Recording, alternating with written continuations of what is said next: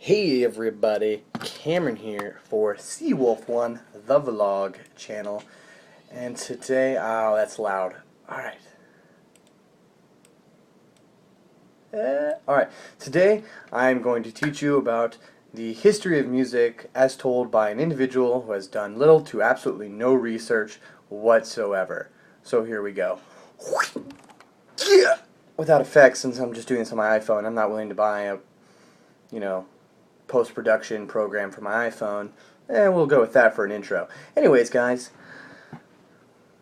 as I see it, the beginning of music started with cavemen just banging rocks together. The clinking and the clacking sounds were appealing. Therefore, they were able to make beautiful harmonies out of different types of rocks. And this is maybe possibly how geology began.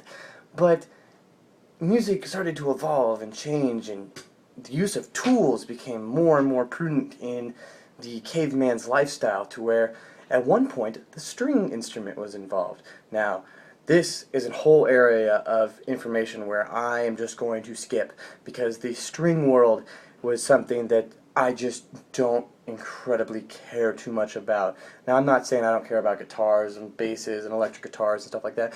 I'm saying that the cello does not intrigue me whatsoever. So, that part of history no longer exists. I've decided to ignore it. Let's skip straight to the 40s. Yeah, the 40s. I like the 40s. Back in the day where the banjo and the harmonica were the main source of music, at least in my opinion, the opinion of an idiot who has done no research whatsoever. So, the banjo and the harmonica are two instruments that just did all the old-time music. All the good old boys knew how to play these instruments and knew how to do a song with whatever fiddle fackle they could pull out. Now, from here, things changed a little more. They got a little more sophisticated.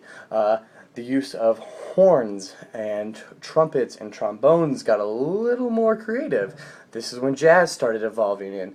Now, jazz was exciting. It brought in new life. It brought in this. It brought in that. But that wasn't really something that we see a lot of today. Jazz isn't too popular nowadays. Things changed, and they went away from the horns and back to the strings. Now, the special thing about strings is, well, you can do a lot with a stringed instrument, especially when you hook it up to something that nowadays we call the amp. Now, the amp had something pretty cool about it. It could allow you to make all sorts of crazy noises just with the same instrument you used to use 20 years earlier. Now, in the 70s, a lot of their guitar solos were influenced by other activities, which, well, let's be honest, didn't make their solos any better. Personally, I do not enjoy a 10-minute guitar solo in a song. That's not my cup of tea. I'm never going to get into it. It's just not my thing. Not my thing. From there, things got different. Some people really love that music. Like, that's their generation's music. As we went on, got into the 80s, music got this, kind of went away from just being about instruments, got more into the voice. I think that's when, around the time hip-hop started getting really popular, you got your Snoop Doggy Dogs, your Dr. Dre's. Those guys are a little later, I guess. They weren't some of the first people, but if you've got all this stuff that plays off the voice and all this crazy new stuff that was just coming out that was totally different from what you're hearing before, and all these fights and arguments over music, a lot of the same kind of fights and arguments I think you found in the 70s, but they were a little different.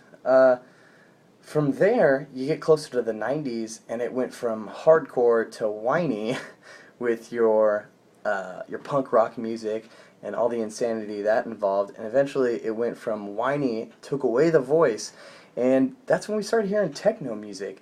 Techno music was just weird electronic noises that they put together to make a beat and to make music. It kind of, let's say, it strived off from hip-hop. It came from there, and we evolved it even more. Now, the music that is newest now is dubstep, and dubstep is something that is, I guess, the newest form of music. I can't say dubstep was around 10, 15 years ago, like electro was. Yeah, I'm gonna have to go with that. Dubstep wasn't around then. But I guess that's like my generation's thing, dubstep. Dubstep is huge. I enjoy dubstep. However, I can't say that dubstep is something that speaks to me or influences me musically, because I mean the last song that I listened to that had dubstep in it, the only actual words in it were "I want to kill everybody, I want to kill everything." So,